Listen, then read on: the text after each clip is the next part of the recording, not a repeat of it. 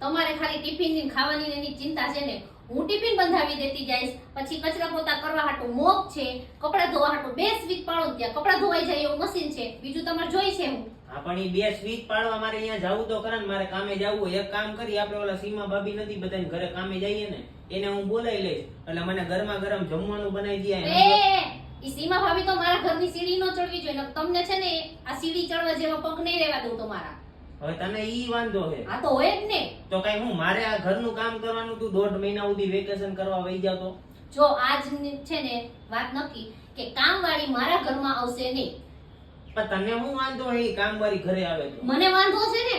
મને યાદ છે કે એકવાર હું આ ઘરની કામવાળી જ હતી. યાદ છે ને તમને? 15 તો હવે મારે અહીંયા શું કરવાનું? મારે હું હાઈતે રાંધવાનું, હાઈતે હંજવારી પોતા કરવાના, કપડા હાઈતે ધોવાના મારે. હા તો કરવું પડે. તો 12 મહિને ક્યાંક જતા હોય તો.